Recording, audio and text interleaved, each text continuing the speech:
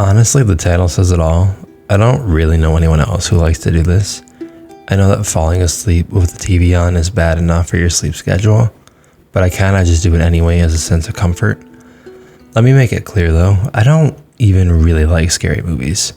Like Insidious movies, Saw, any of those body gore horror movies, they're gross to me. I don't like being scared. That's kind of the whole point of me putting the TV on when I go to bed. I don't want to be alone with my own thoughts. Sometimes I'm tired enough to endure it, but it's so rare, honestly. Don't let this trick you into believing I like playing scary video games either. I'm literally such a bitch when it comes to scary games. I bought the deluxe edition of Resident Evil 2 Remake back when it was on sale, and I knew I would be playing it with two friends, one of which was a huge fan of the originals and actively played scary games. I played small portions of it, but mostly just kept eating Hawaiian pizza, so that when it was my turn, my friend would just get stuck playing instead of me, because I just constantly have food in my hands. He caught on eventually, but started to realize I was actually so comfortable with him playing the game, and me just watching him play was enough to make me start to fall asleep. I've also bought the Dead Space remake and streamed me playing it on this channel. That's the only time I've played it. I've seen videos on it and mostly know how the story goes, but even then, that's practically the only time I played it. The Resident Evil friend I mentioned earlier I think came over once and played some of it with me, but I haven't touched it since. It's not even a bad game by any means. Like, it's considered one of the best horror games of all time. I'm literally just a baby when it comes to actually controlling the character in situations like that. I think the fact that I'm the one actively in charge of the character makes it scarier because it's my decisions that decide whether he lives or dies. So it's more passive and relaxing just to watch it play out. Here's the thing though, I don't like to fall asleep to horror game reaction content. People with ridiculous reactions like the Markiplier ones, for instance, that used to blow up were so annoying to me. It's just so loud. I'm not saying it's him specifically, but it doesn't make sense to fall asleep to someone screaming, crying, yelling, shaking, jumping, pounding, pissing themselves. It's too much. A lot of it has actually got to be staged as shit though, admittedly. Like, realistically, how focused on a scary game can you be when you have 3 bright lights on your face for the camera reaction and the bedroom lights on? At least when I streamed Dead Space that once, I was actually in the dark. I'm not saying it was good quality at all, and my PS5 and microphone hated me that night, but at least I actually played at night and in the dark. So this is what I like. I love videos reviewing scary games or analyzing them, or even speedruns, and I think I know why. Hear me out. Remember how we established that I'm a baby? Well, the people that play these games so often know the ins and outs of it all. They're familiar with how everything works. They know what's going to happen next, and they even know why it was programmed that way. I swear to you, they're the most nonchalant, chill people you could find.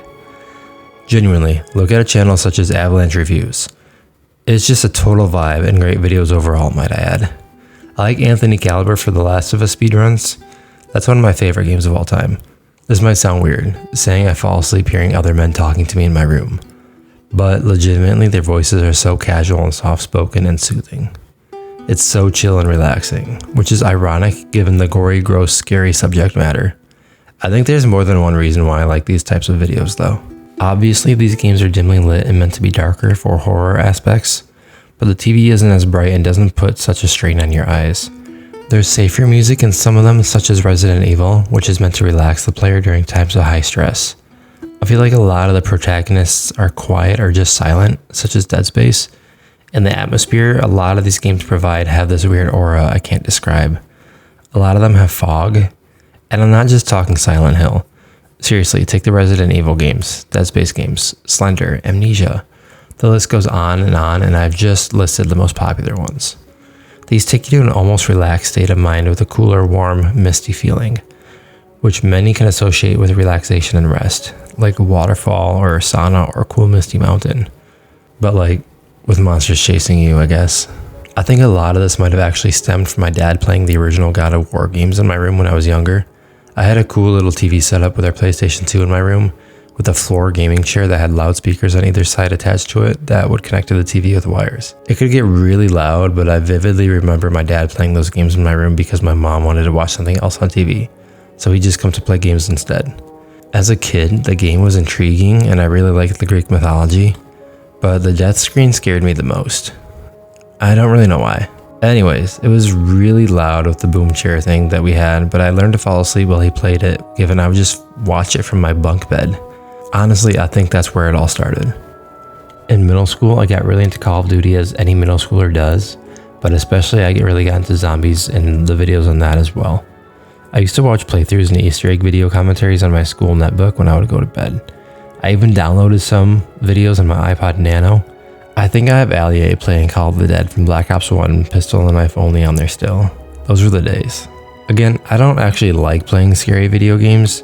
The Last of Us is probably the scariest game I'll comfortably play, and it's not even a direct horror game. I do want to be open about trying other games. Like, I thought about picking up the RE4 remake since it's apparently more action based, or maybe even the new Silent Hill remake if it's any good.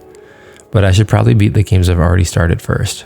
I asked Google why I like to fall asleep to scary games, and its AI told me that it can help some people relax and fall asleep because it can trigger a physiological response that reduces cortisol levels, which can help people de-stress, regulate their emotions, and meditate their mind. It also mentioned safe rooms and how those can provide a sense of relief, and it can help people practice strategies for dealing with negative emotions like fear and anxiety. Apparently, the dopamine response can help you feel better and also provide a sense of community with other gamers. I guess that's got to be comforting to some people. I don't know how much of that I actually believe, honestly, but I do find it slightly interesting. Horror games can provide a sense of familiarity when you're in the dark, and honestly, they just distract you from what's going on in your real life and your real thoughts. I think that's probably why a lot of people play video games to begin with, but maybe the horror in games is easier than real life for some.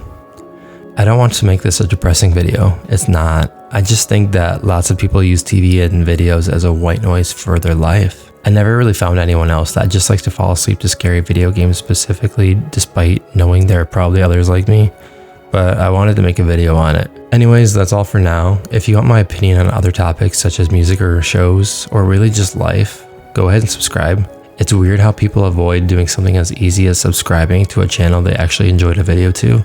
It's like a form of psychological reactance. If you don't know that term, look it up. It's pretty interesting and accurate.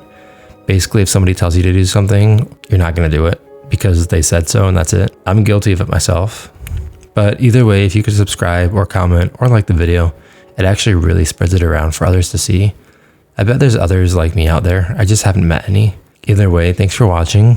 I've kind of waited to record this video because I wanted to be tired recording it. And yeah, I'm going to go to sleep now. Thanks. Goodbye.